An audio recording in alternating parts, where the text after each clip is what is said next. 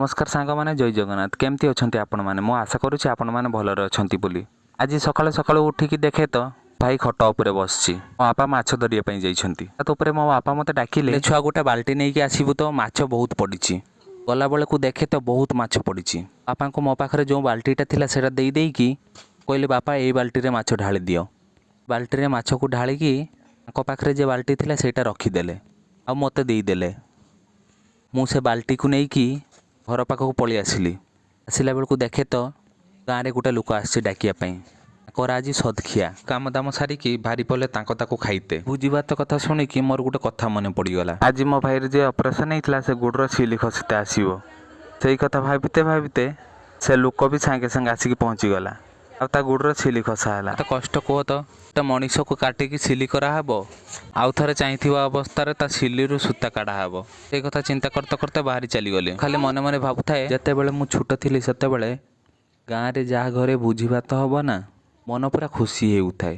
से पिलादिन कथा बहुत मन पड़ुछि घर को खाइबापी चलीगले बहुत भिड़ होता वीडियो कर पारे घर को रिटर्न आसीगले घर को आसला मो मन बहुत दुख होता कारण गाँव में आज मोर शेष दिन थिला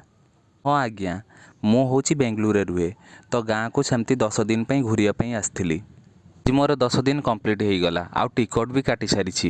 तीर पत्थर रखी बाहरी पड़ी बेंगलुरु जीवाई बार बार मु चिंता करुए समस्ते कहते झील मान जीवन में बहुत कष्ट किंतु मु कहे पुओ मान जीवन में बहुत कष्ट कारण झील मैंने निज घर छाड़ी अन्य घर को निजर करती पुओ मैंने निज घर को छाड़ी विदेश को निजर करती घर पाखर जस्ट बाहर की जाऊे मो मोबाइल को गोटे मेसेज आसला जे मो टिकट कैंसल हो जाइए बोले बात्यापाई ट्रेन बातिल हो जाइए तो मन दुख थाए मो माँ कहला गोटे काम कर मन दुख करना जाइकी मो पाई सुजी करदे कि आज हूँ पंचुक मासर प्रथम दिन ता कथा शुणी चलीगनी सुजी करने गोटे कढ़ा बसी देकी सेन टे तेल देनी तापर सुजी को ढाली देकी जेपर्यंत नान न होइछि से पर्यंत भाजिनी भाजिला बेलार बेले जल ढाली देनी